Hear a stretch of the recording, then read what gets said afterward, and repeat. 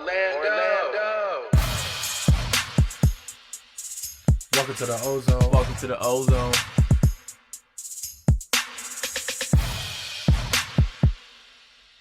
Welcome to the OZone. Welcome to the OZone.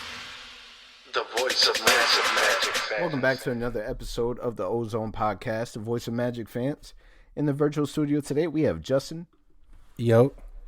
Al, Yo. myself, Anthony, and today is Monday, December 28th. We are 3 days post-Christmas. First and foremost, man, how's your Christmas? And I know one of you, if not all of us, have got Magic here. I want to hear what you guys got. Man, so Christmas was good, man. Just family time, a lot of eating, and a lot of Magic basketball.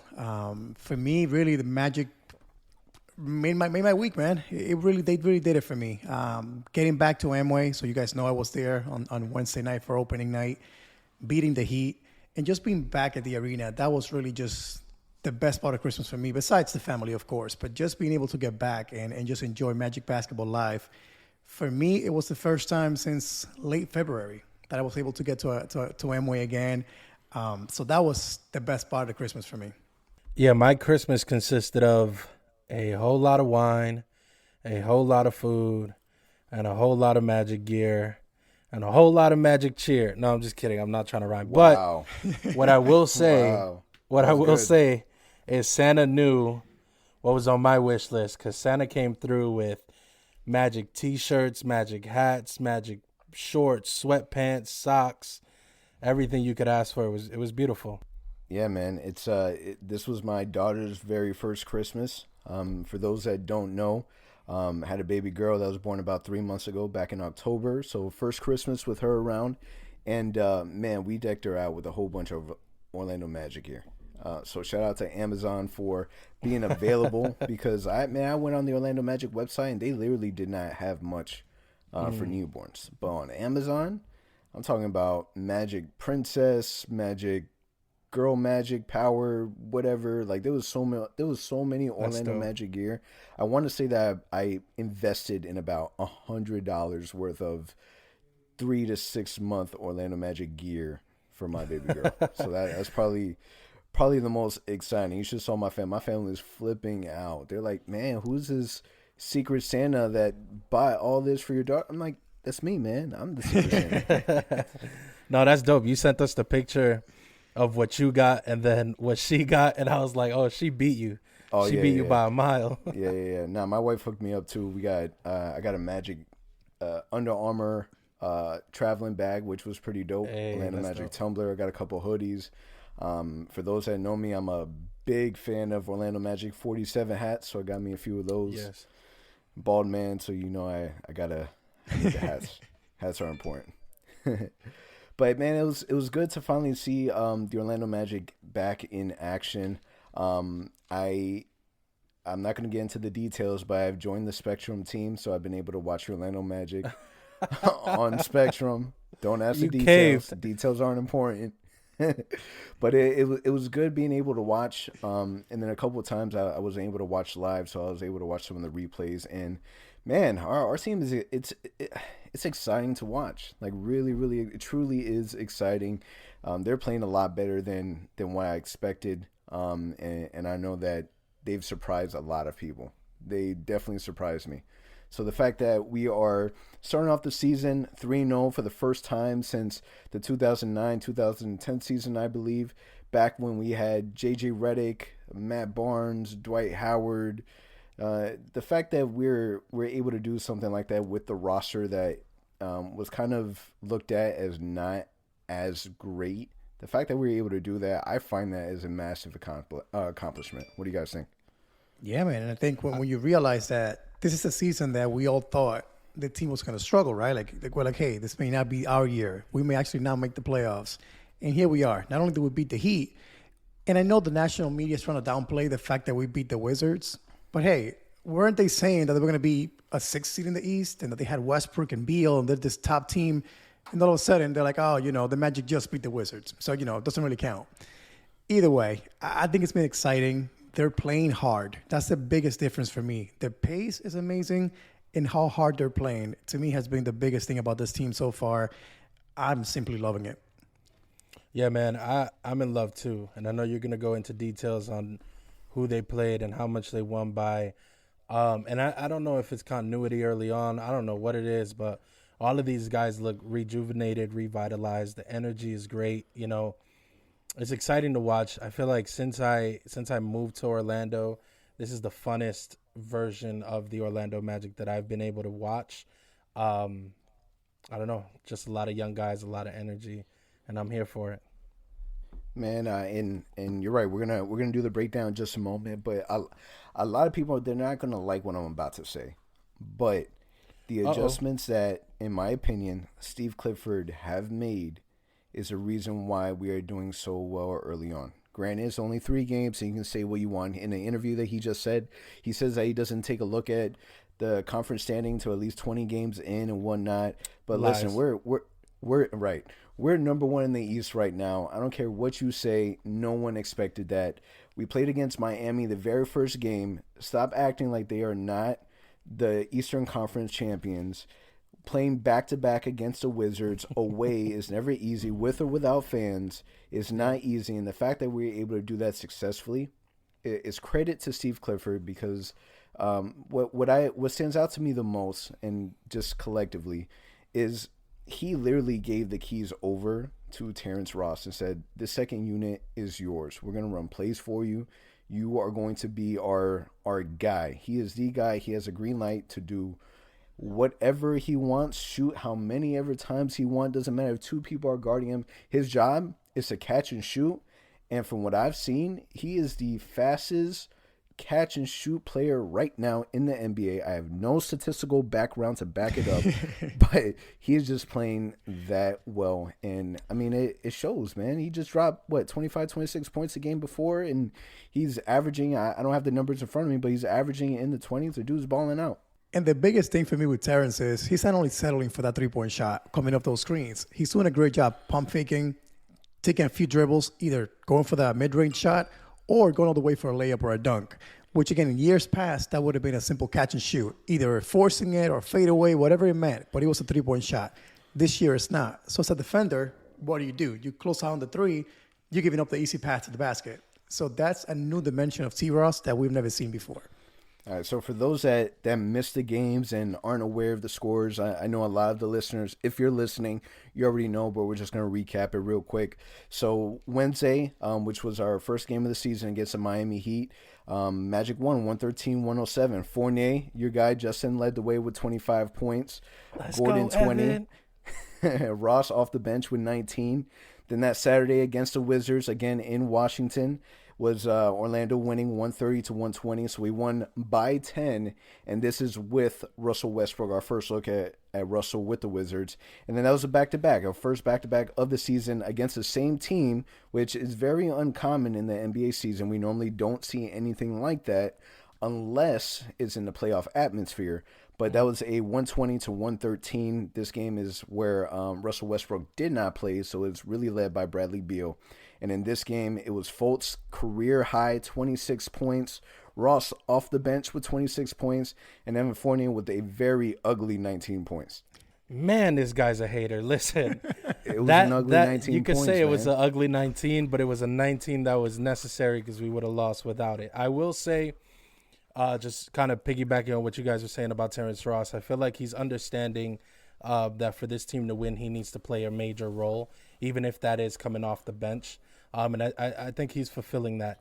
I'm very happy to see Evan Fournier more active offensively. And also, he doesn't – the sense I get is that he doesn't feel the need to have to score every single time. I think he's passing more often. He's looking to defer more often. And that was one of the points that I made a couple episodes back, saying that if Fournier was going to still be on this team and thrive, he would have to kind of accept a new role. And I think he's doing great at that new role. So one thing that Ant mentioned is, how Ross is now being handed the key of the bench to T-Ross. Hey, listen, you run with this team. I think the same can be said about the starters with Markelle Fultz. They've told him, hey, you create the offense. You kind of direct the show. It's your show. Go out there and do it. And that's made Fournier be better because Fournier is no longer bringing the ball up, creating off pick and rolls. forcing things really in the offensive end. He's actually now just coming off screens, shooting wide open shots, pump faking, going for layups. And that is the Evan Fournier. I said it on Twitter the other day. If this is a Fournier we have, bring him back, because that's a shooting guard that we need. Someone who can just complement Markelle Fultz and the starters. I got to not be the interrupt. guy. I got to interrupt. You, Al, are saying bring Fournier back? Not for $100 million, not even close to that. And to play this type of a role, which is you're the a catch and shoot complementary role. player to Markelle Fultz and the rest of the guys, not the guy. If he can do that, which he's been doing really well the first 3 games, man, this is the Evan Fournier that we need. Man, my New Year's resolution is to be as optimistic about Evan Fournier as Al and Justin at this moment. Nah, but in all honesty, I would agree that Evan Fournier has been playing a better type of basketball that is beneficial for the team. He doesn't seem like he's really forcing too much. He's playing within the flow of the offense, and he's making, for the most part, good decisions. He's not trying to be the leading scorer of the team, and when he does have a really big game like the first game against Miami, he does it in a way where it doesn't impact the team in a negative way. He's not just sticking to the 2-ball game with Nikola Vucevic. So it is helping the team. And you're right. If he can be a player that can knock down that 3, because that 3-point is crucial for us, and we saw that in the close game against the Wizards on Sunday. You know, he does bring a lot of good tangibles to the team. And if he can stay within that realm, that narrow tunnel where he is kept grounded, and Markelle Fultz is our main guy, Nikola Vucevic is our main guy, I can definitely see a world where it works. Not for $100 million, but I can definitely see a world where it works. I think that's, Evan falling into that role, number one, is a byproduct of, Markelle kind of being able to run the show. But not just that, I think it's also a byproduct of having actual scorers on this team now. For the longest time, Evan and Vooch were the best scorers. So, who else was going to handle? Who else was going to shoot? You know what I mean? And I think Evan is starting to realize that, which is great for me, because I love Evan Fournier, and I have no shame in saying that. If the man could re-sign in Orlando, I'd be happy 7 days a week. Yeah, and then and you bring up another good point. The team does have way more offense, and I think a lot of that has to do, and I'm going to say it again, the second unit. The second unit is balling, and as much as we talk crap about Steve Clifford's rotation, I really like the balance that he has. I don't like that he does wait too late to kind of see what the game is in terms of his substitutions, where he kind of has a set structure of who gets subbed in when. But the play of Cole Anthony has been, I'm so happy that his play from the preseason is transitioning well into the regular season, because he's been playing really good, and that allows the offense to open up for Terrence Ross. And man, that dude he's a big boy rebounder. How many times did we see him on Sunday grab, towards the end of the game, nasty 2-handed rebound that he tried to put back up? Kind of missed it, but still worked out in our favor. But he's definitely someone that is impacting the team positively in a way that, dare I say it, DJ Augustin couldn't do for us. Yeah. I think when you look at Cole Anthony, MCW, and Chuma Okeke, and Ken Burge, what they bring to the table so far through 3 games, it's energy to another level. Those dudes are diving for balls. They're going for every single rebound out there. And Chuma Okeke is sneaky good. Like, he's not out there shooting the ball. He's not attacking the basket. He's not looking to score. But he is just, tapping the ball the right direction. He's hustling. He's setting good picks. And those are things that you don't notice, kind of like what Carter Williams did yesterday in the fourth quarter. If you look at the stats, they don't show it. But the effort that he played with, the defense that he played on Bradley Beal in that fourth quarter, nobody in the Magic, including Aaron Gordon, was playing him as well as that. So I think this bench is sneaky good. Like, they're not big names. They're not doing anything crazy, but they're doing just the right things the team needs to secure the win. During the offseason, I saw a lot of work that Ken was doing with Henry Wu. I follow him on Instagram, and we talk back and forth a little bit. But I saw a lot of the offseason work that Ken was doing, and I was anxious to see if it would translate, into actual in-season play. And I feel like a lot of that is translating. I think Ken Burch is a player that is confident in, his skill set, and he's comfortable with playing within that skill set. And anytime you get a player who is willing to play, understanding his limitations, he's going to thrive, right? Because a lot of times players try to do more than what they're capable of, and they start turning the ball over and over dribbling and things like that. But Kem Birch is a problem, man. I'm interested in seeing what that dynamic looks like once Mo Bamba is healthy and comes back.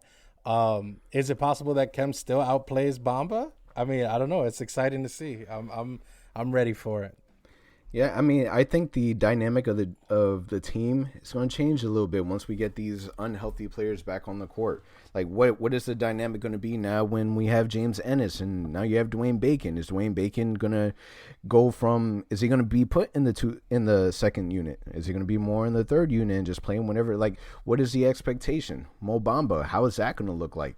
So it's going to be interesting to see how this team can keep up the crazy job that they've been doing. You take a look at our first 3 games, and we scored over 100 points.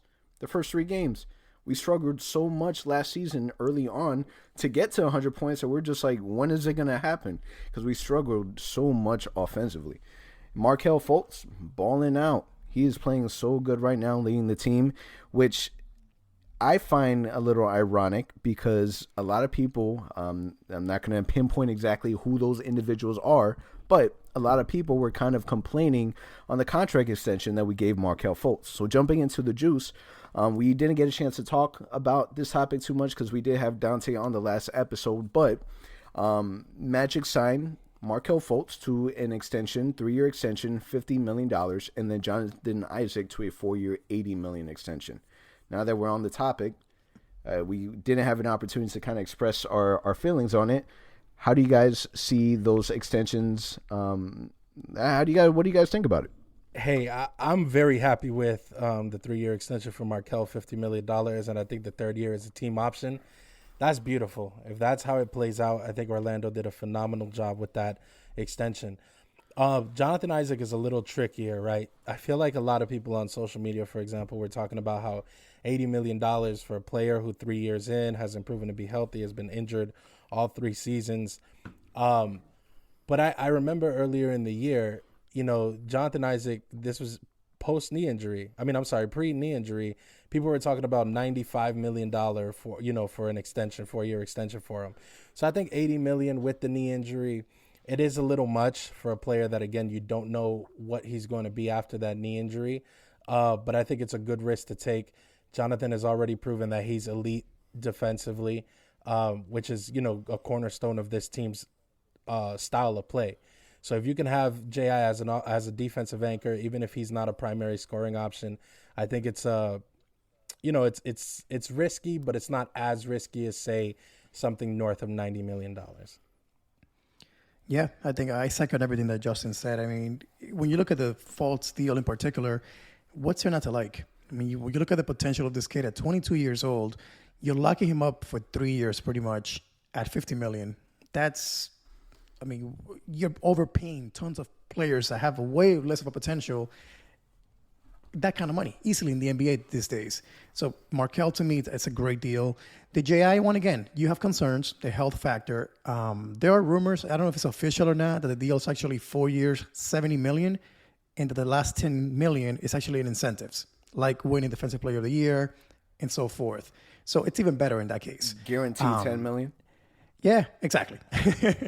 But I do think, again, if these guys are healthy, look at what Markelle looks like already this season, and you add a healthy J.I., and you're paying these dudes, a combined $35 million between these two guys, that's a gift. I mean, just the potential alone for me does it.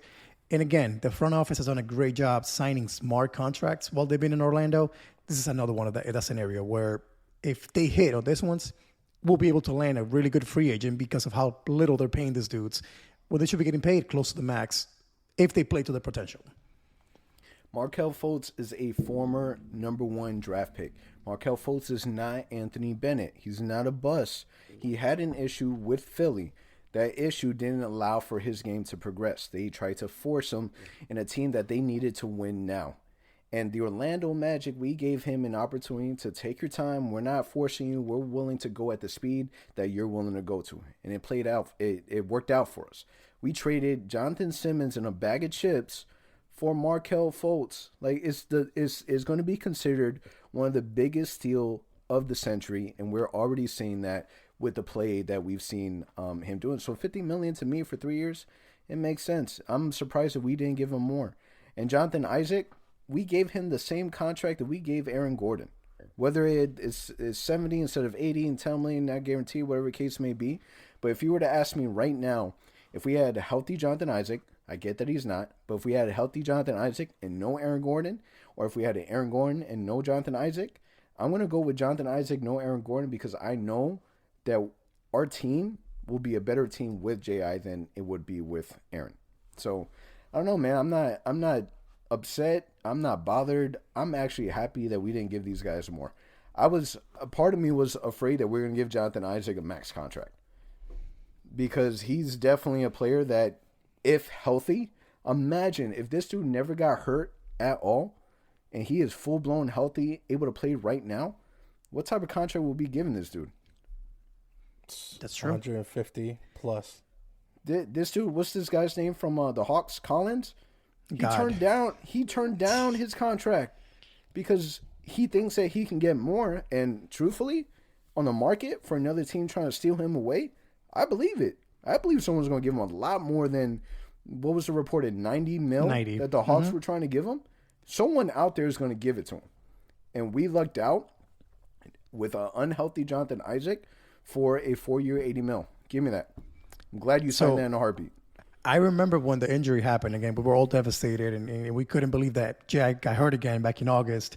But the one thing that I mentioned in the next episode that we recorded was, this reminds me 100% of Stephen Curry back in 2013. The ankle injuries, he could not get healthy. The extension came about, and the Warriors got him on one of the cheapest contracts in NBA history for the talent that he was able to display the few years after that. It reminds me a lot of that. If J.I. hits, and he's the player that we think he'll become, so is Markelle Fultz with that low of a salary. What happens is now a free agent is out there, wants a change of scenery, wants to come to play for a young team that can compete. Guess what? Now we'll have money for him. So that's what this creates. So this injury is, again, it's unfortunate. We want to see J.I. on the court, but this could work out in our favor down the road. Yeah, I think that we're in a good position. And this next draft class is supposed to be a deep draft class, so I think we're gonna be all right. For those that are questioning the amount of money that we gave them, relax. It's not your money. We're able to afford it. We're good. In addition to Jonathan Isaac and Markelle Fultz getting their extension, it was reported that Magic also exercised their 4th-year team option on Mo Bamba. This is an obvious move. I didn't expect the front office to do anything but this. And it also shows that they are still fully invested in Mo Bamba. He's a player that has been impacted by injuries. He's been impacted by COVID. There's a lot of things impacting this dude. But it was also reported that he was cleared to participate in full contact work with the team. What did this mean to you guys? And are you guys excited with the fact that, one, we exercise our 4th-year option, and 2, we might be seeing a return of Mo Bamba? I'm torn because I'm getting a lot of AG vibes for Mo. This is his 4th year. I don't know how. I don't want to say how much better he's going to get. That's not fair to him. He hasn't had enough time to play and be on the court to develop. But it just feels like every year it's something different, right? And then it's like, how many times can that happen before you're like, okay, well, we have to try it out with somebody else. And I don't know if Orlando's getting to that point or I'm just impatient as a fan. But I'm concerned about that. I'm concerned about Mo Bamba's long-term health, and I'm concerned about how much he will be able to develop considering how many setbacks he's had.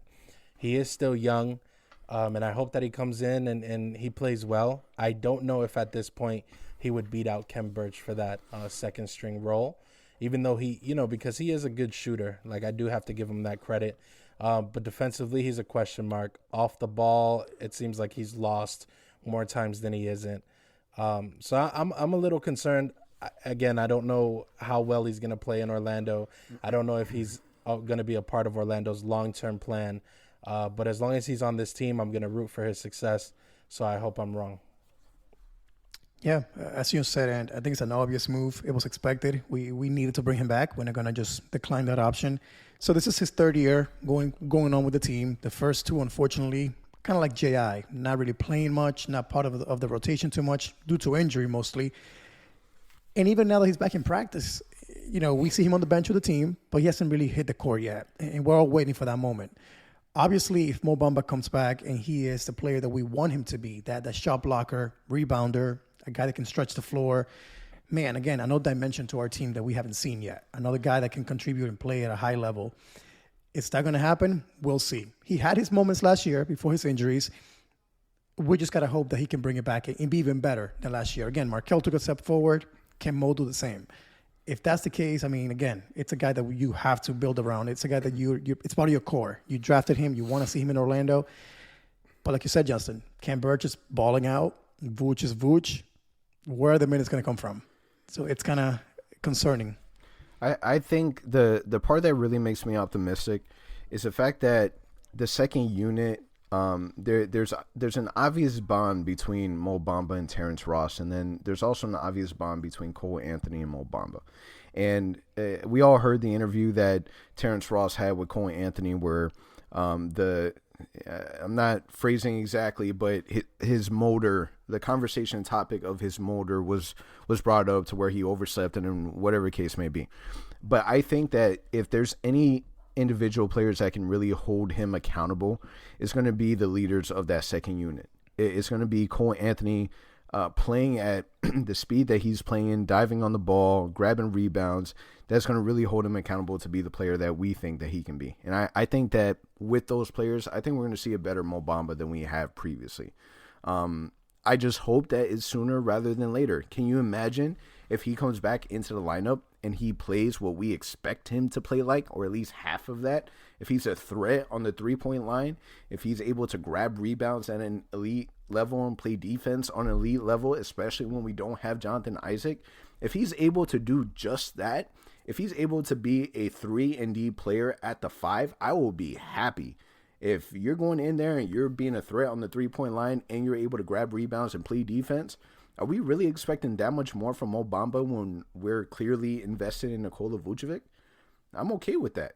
I want to see it sooner rather than later, and definitely before any talks of his contract extension of whatever when that time comes, because I can only imagine the deal that we're going to give him. But it's something that I do look forward to. I think that those two players are going to really impact him positively. Now, jumping into pass or shoot. So, big question. And obviously, the first 3 games of the NBA season, we like to overreact on things. Markelle Fultz, will he be named an All-Star this season? Hell yeah. There's been talks about it all over social media. I don't even need to hear the rest of the question. I'm shooting. Markelle Fultz, the second game against the Wizards, 29 minutes, 26 points. I mean, come on, dude. For a guy 2 for 2 on 3-pointers, a guy that doesn't even shoot the 3 ball, to have that much confidence, you know what I mean? And the one thing I talk to my dad about Markelle a lot. The one thing that I love about Markelle is he doesn't get too high, he doesn't get too low. If he turns the ball over, he's right back on defense. You know what I mean? If he hits a big 3, he's right back on defense. So I'm not worried about his production. I think that that's going to sustain, and I actually think it's going to improve. I think anybody who thought that Markelle, wasn't going to kind of get his offensive game back, I think that was a little bit of an overstatement for a lot of people. I think the biggest thing that was going to be a question mark for Markelle was his confidence, because his skills were there. You know what I mean? You don't get drafted number 1 by accident. I think that there is a science to that. You know what I mean? And I think his confidence had fallen a little bit when he was in Philly because of his injury and how the team broadcasted that to everyone. But being in a situation where he gets nothing but love from the city of Orlando, the coaching staff, the ownership, everybody's behind Markelle 1,000%. Everybody's patient with him, and he sees that. You know what I mean? And I think that's going to just further help develop his confidence. And I think that man's going to be a problem. So you're shooting on that, right? 100%. This season. So I'm going to pass, and only because I feel like it's a year too early. So I think this is a year where Markelle arrives, right? This is the year where Markelle kind of makes a name for himself. Heck, we might even get some games on ESPN finally, because Markelle has that brand recognition. He's that player, the first pick in the draft a few years back, the good story. So we'll get some recognition because of Markelle, but I think we're a year too early. I think this is a year where he makes a name for himself. The Magic hopefully perform at a better level than they're expected to, so that alone brings more recognition to the team again. but I don't think it's quite there to be an all-star. I mean, you got a guy like Bradley Beal who missed the all-star game last season, and the East got stronger this year, right? You got now KD back, you got Irving back healthy, and it's only 10 spots, 12 spots in the all-star team, so it's going to be a little tougher, I feel, for Markelle to make that leap this season. But I think next year for sure he'll be an all-star if he continues to develop the way he is. I think as long as the Magic stay, toward the middle or top of the pack in the East, the more likely it is Markelle gets that nod because the more eyes will be on him. Now, if we're at the bottom of the Eastern Conference and, the no national game schedule is, stays the way that it is, then, yeah, he probably won't make it. But I think if Orlando continues to play at the level that they're playing at with the excitement and the pace that they're playing at, the national recognition will come. And I think as long as there's a national spotlight on your team, there are going to be all-stars named from that team. And I would expect Markelle to be at the top of the list for Orlando. It's hard, man, because like the guard position, especially in the East when it comes to the all-star, I find it challenging. I mean, we take a look at an example of Bradley Beal. Bradley Beal was I want to say they made the mention. I got to take a look at it, but I want to say they said that he was the second leading scorer in the NBA, averaged over 30 points a game, and he still didn't get the all-star nod. I agree with you, Al. I think that we're still a year off. But man, if he can play at an all-star level, I'll take that. There's not going to be an all-star game this year. I'll take that all day. Markelle Fultz is a massive guard. The play that he had on the last game where he was in transition and he just completely bodied NATO, completely move out of my way. A freight train in the middle, had him flying, and was able to control his pace and then make such an easy layup, easy score. If he makes an all-star, good for him. I don't think it will happen, but as long as he can keep playing at that level, I think for the most part, that's the most important part for me, for the fans, and for the team. We should put a friendly wager on it. I really believe Markelle makes all-star this year. If he could stay healthy, obviously. Justin, I am all about making wagers with you. I don't think we've said it on air, so we can make this official and I can have proof and record. We already have a wager that Evan Fournier will not be on this team next season, will not play a game in Orlando Magic uniform. So if you want to put another wager on top of it, baby. If you want to put another wager on top of it, we can definitely do that. Always down.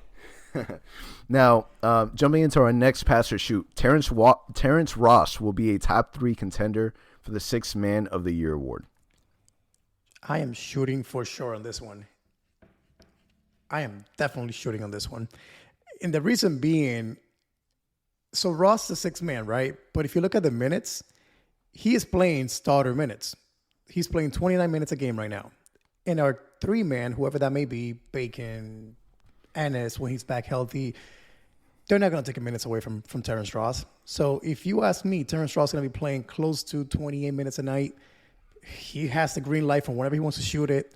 And with the way he's developed his game this season, unless he gets injured, which let's pray that does not happen, I can definitely see Terrence Ross being a top 3 contender, if not finally being the 6th man of the year, if the Magic play at a high level. So I'm definitely shooting on this one. I am passing. I don't think Terrence Ross will be a contender for 6th man of the year this year. And the reason I'm passing is because I have a feeling that Terrence Ross becomes a starter this year. And I think Terrence Ross is going to start at the small forward position. I don't know. Ant's looking at me like I'm crazy. He could start when Fournier gets traded. He's not gonna start for this simple reason. Cliff is so hell-bent on having this man and his firepower come off the bench that it doesn't make sense for him to be a starter. We've tried to put him in the starting lineup and it didn't work out. He's a better contributor off the bench. Hands down. Easy money.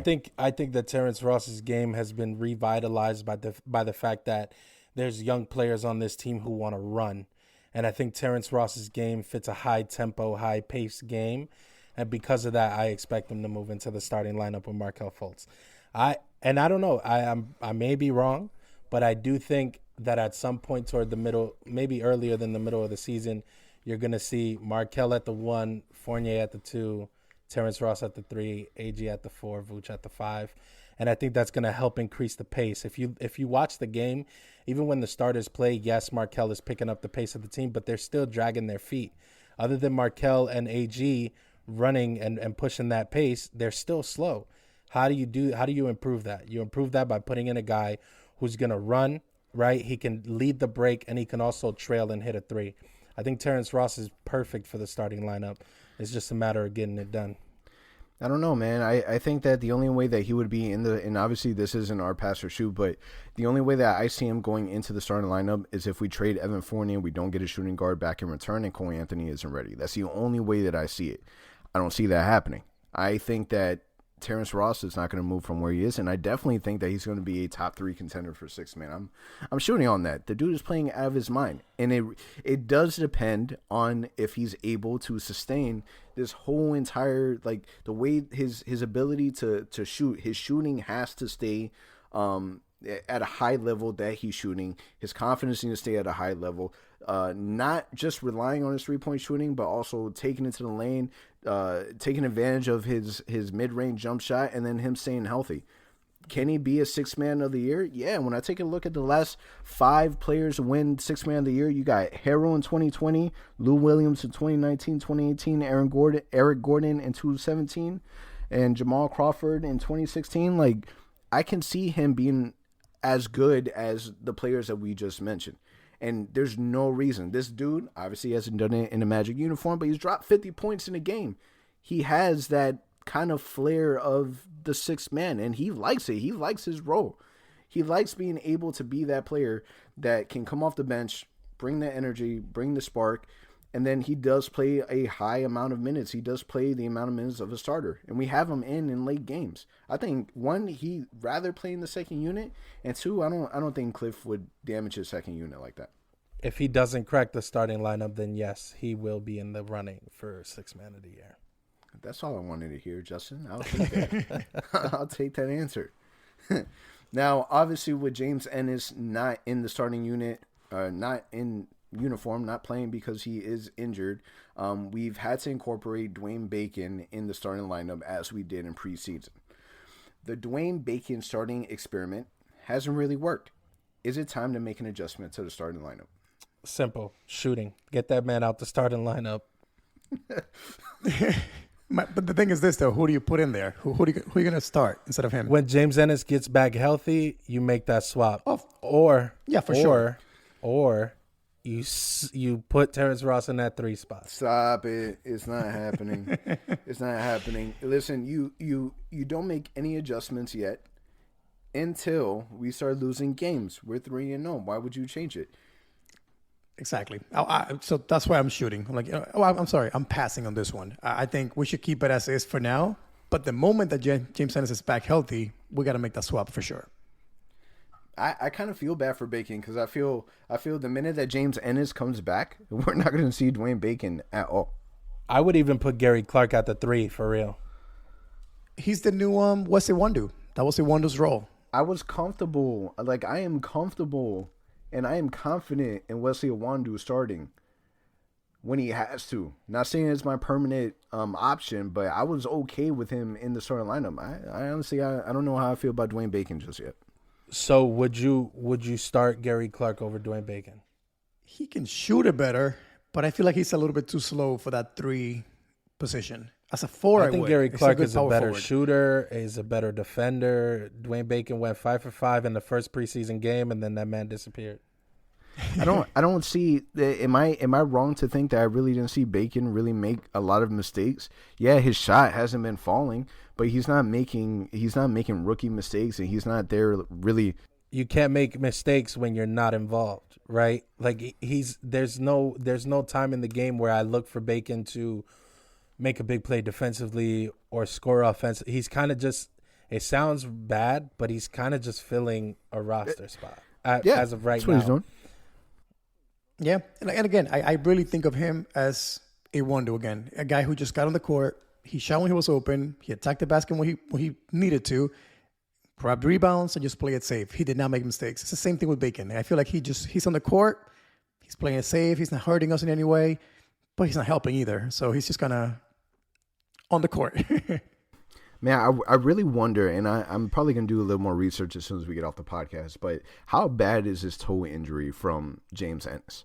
I was expecting maybe, obviously all the preseason, maybe miss a couple games, but I think it's about time that we kind of test his toe out because I believe that with James Ennis in our starting unit, it's definitely going to help at the very least our defense, because I kind of feel like our defense hasn't been, at the par of where Steve Clifford wants us to be at. And I think it's definitely time to put Dwayne Bacon either in the second unit to kind of see what that looks like, or as a filler in the third string. Yeah, I know that there was reports saying that it was something with his calf or something that was affecting James Ennis. So I'm not sure if there's more to that calf injury that was reported. But yeah, I'm surprised too, because the way it seemed like it was going to be a 2-day thing, a 3-day thing, not a thing that's lasting now 2.5 weeks. So hopefully we get him back soon. Yeah. So the week ahead, we have OKC on Tuesday, Philadelphia on Thursday, and then we play OKC on Saturday. What are your predictions? I'm going to go 2-1. I'm going to go with a win tomorrow. I know there's rumors going around about Al Horford not playing, George Hill not playing. So if that's the case, I think we win tomorrow. Philly on Thursday is always a fun game. We always match up really well against them. If we can steal that game, we may go 3-0. But I think we lose either against Philly or Saturday against OKC. So I'm going to go 2-1. I'm going 3-0. I predicted this team is going to go 7-0 before getting their first loss. 7-0. Yeah, it sounds intense, but I'm loving their pace. I'm loving their tempo. I'm loving the selflessness on the court. Everybody's willing to pass and get others involved, and I think that that's going to shine through. I think for a long time we've spoken about continuity on this team, and it hasn't shown through, and this is the first season that it has. And if we're going to be in legit, conversations about being a serious team who will ultimately contend for a championship, these are games that we have to win, and this is how we show that we are a legitimate force in the Eastern Conference. I think that our next 3 games is really going to prove if we're serious or not. If the first 3 games were lucky.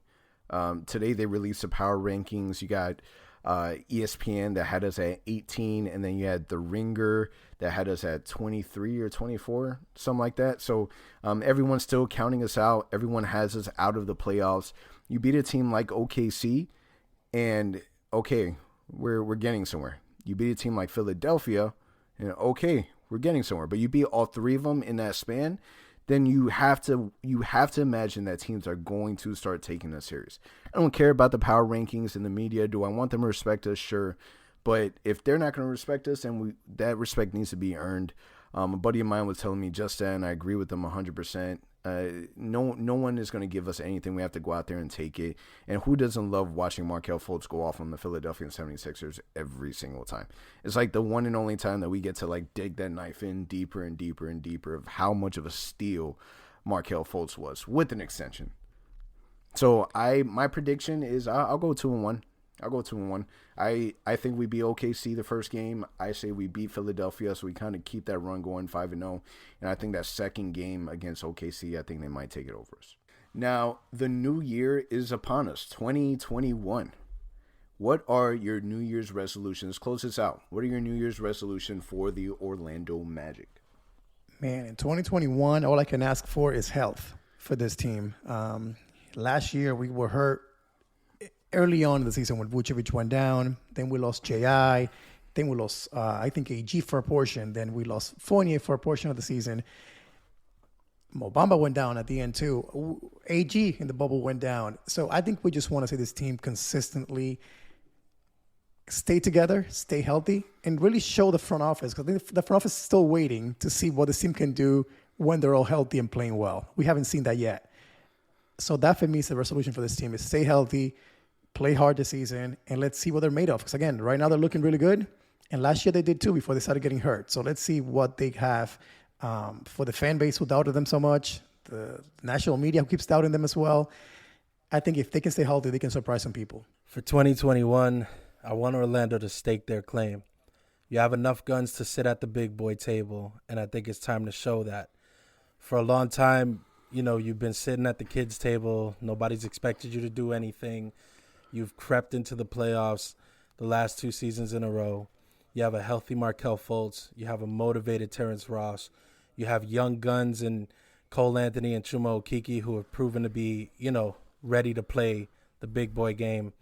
And I think you have to take advantage of that. You have Vucevic, who seemingly gets better every single year. He finally has the help that many of us claimed he needed. I think it's time.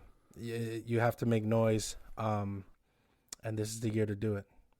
Not bad. I like it. But I'm going to go with running and shooting, primarily from the second unit.